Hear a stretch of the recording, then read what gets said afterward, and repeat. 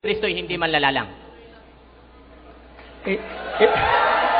Alam mo, ayaw kong makulitan kay. One word is enough. So wala pong binanggit dyan na si Kristo ay hindi manlalalang. Wala po. Siguro, kung meron ka mang mabanggit dyan, kung meron ka mang mabasa dyan sa aklat ninyo, sabihin mo sa akin kung saan banda. Okay, so hindi binanggit. Kasi ganito yan eh. Kanina, Malakias 2:10. Okay na po. Okay na po. Ayaw mo na tuloy. Okay na. Sige. Kadyo, Sige. pinapatunayan mo kanina na iisang Diyos. Tama po. Matagal na pinatunayan namin yan. Talagang yun ang Ama. Diyan po ba sa aming dala-dala niyong doktrina ng 27 fundamental belief? Sinasabi po ba namin dyan na tatlo ang Diyos o dalawa ang Diyos? Hindi ko nabasa lahat yan. Ang nabasa ko rito, the God of the Old Testament does not differ from the God of the New Testament. Okay. God the Father. Yun ang sinasabi ng inyong aklat. Okay, sige po. Sige. Tinanggi po ba dyan sa aming doktrina na yan na hindi Diyos si Kristo? Libro niyo ito. Alangan na. So sa makatwid, wala po dyan na hindi Diyos si Kristo. Aklat niyo ito eh. Hindi sasabihin nyo si Kristo hindi Diyos. Hindi ko tinatanong kung aklat namin. Oh. Ang tanong ko po, kung binanggit po ba dyan Obvious yun. na hindi Diyos si Kristo? Obvious yun na kumo ito ay aklat ninyo, sasabihin nyo rito, si Kristo ay Diyos din. So, Obvious yun.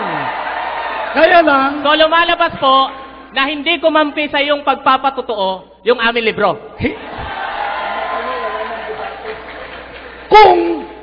Kung sasang-ayon kami sa iyo na dito sa libro mo na sinasabi si Kristo ay Diyos, di wala na tayong debate, my friend. So, Yun nga eh. Kaya tayo may debate, dahil ang sabi mo, si Kristo tunay na Diyos. Sabi naman ng isang libro mo, the God of the Old Testament, yun din ang Diyos ng New Testament, yun ang Ama. Paano yan? uulitin ko po. Ayan o. Kasi hindi nyo tinutuloy, didiretso nyo lang ha. Kasi meron kaming section dyan na doktrina, God the Son. About the Son. Bahala ka na ron. Kung gusto nyo. Problema mo na yan. Kita nyo ha? So ibig sabihin, yung librong ginamit mo, hindi kumakampi sa iyong gustong patunayan. Alam mo, Sa makatwid, yung librong ginamit mo na amin yan, ay hindi kumakampi sa gusto mong patunayan na hindi tunay na Diyos si Kristo. Ito sagot. Ito sagot. Dito, sa aklat mo, kaibigan, ginamit din yung Malakias 2:10. Babasahin ko ha. Have we not all one Father? Has not one God created us? Ayan! Okay. Ito po uli ang tanong. Yan po ba sa binasa niyong talata, itinatanggi ba ng aming aklat na hindi tunay na Diyos si Kristo? Ang sinasabi ng aklat mo, ang Ama, yun ang iisang Diyos. Ganito. Yun ang sinasabi nitong aklat mo. Pero, hindi binabanggit yan na hindi Diyos si Kristo. Ang sinasabi, kahit banggitin pa, binanggit din ang Ama, ang isang Diyos. Ganito. Okay. Mr. Ventilasyon. Kadyo. Sige. Sa inyo po bang pagkaalam, ano po bang doktrina namin tungkol sa Diyos? Isa o tatlo? Okay. Gusto mong bilangin ko? Sa aming doktrina, wag galing sa Sige. iyong isip, ha? Yun sa doktrina namin, basahin mo na tatlo ang Diyos na kinikilala namin. Ito doktrina nila. Ito doktrina. Yan, kumopya yan sa Katoliko. Ayan. Okay. Ito. Okay na po. Ito next question. Dali po. Okay na po. Okay. Quiet please, quiet. Okay. Pakiusap po. Hindi pa nga ako Kadyo, sinabi mo, kumopya kami sa Katoliko. Hindi pa Saan sa librong yan sinabi na kinopya namin ang doktrina tungkol sa kadyusan? Sa Katoliko! Sige. Ano tanong? Magbibilang na ako, ha? Magbibilang na ako. Hindi ko kayo pinagbibilang. Ang tanong ko maliwanag. Ang tanong ko, saan sa aming doktrina na ang doktrina patungkol sa Diyos ay kinopya namin sa Katoliko? Sige, gini. Ito sagot ko. Ang doktrina ninyo, yung Ama ay Diyos. Di ba totoo yan? Di ba totoo yan?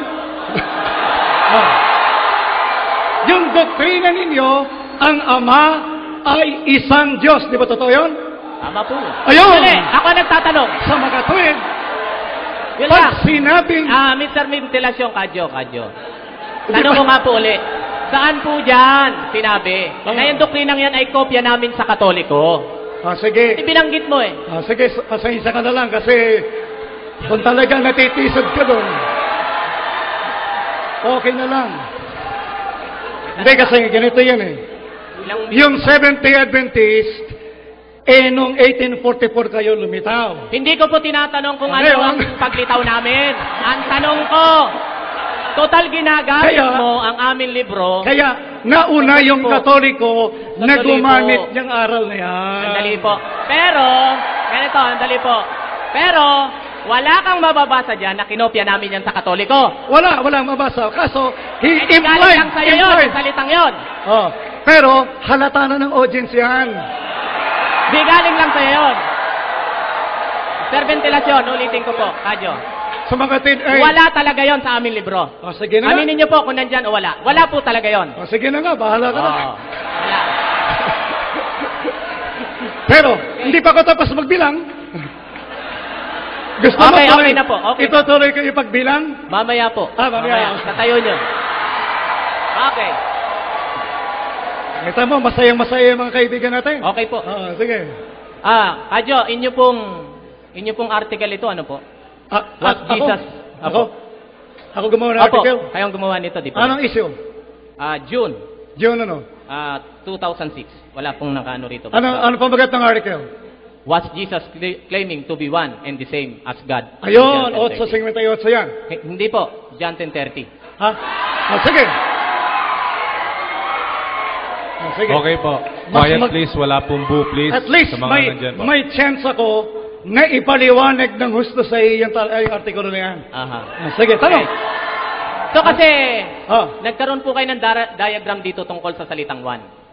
Yung masculine, yung feminine at neuter. Tama yun. Tama po. Di ba po basic sa isang nag-aral ng Greek na may breathing mark para malaman niya kung paano niya babasahin ang isang Greek word? Ganito.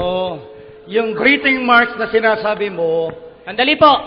Tinatanong ko lang po kung basic o hindi. Ganito.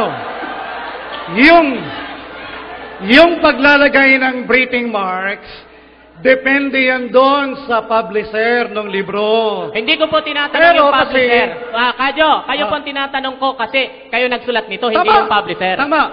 Okay? Ngayon, may mga Greek New Testament na hindi na ginagamit yung breathing marks.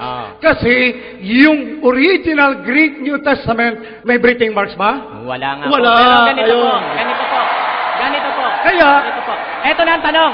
hindi issue kung may ginamit kami na breathing marks o hindi. Okay. Time's Ang up. issue dyan... Time's up po. Time's up. Ay, naku, Thank hindi you. pa ako tapos Time's up.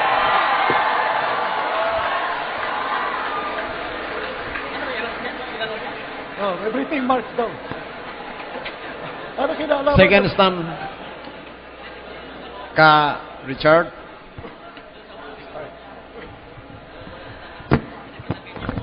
Mga kaibigan, sa ikalawa ko pong pagtayo, nais ko po muling ulitin na patuloy pong nakatayo ang tema ko na si Kristo'y tunay na Diyos.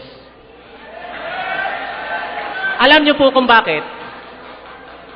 Ang tema namin ay tututulan niya na si Kristo ay hindi tunay na Diyos. Ang binanggit niya ng binanggit, yung Ama, tunay na Diyos. Ay wala po sa paksa. Pangalawa, nais ko pong ulitin hindi namin tinututulan na ang Ama ay tunay na Diyos. Kaya nga yun, hindi nga po namin pinag-usapan yun eh. Ang aming pinirmahang paksa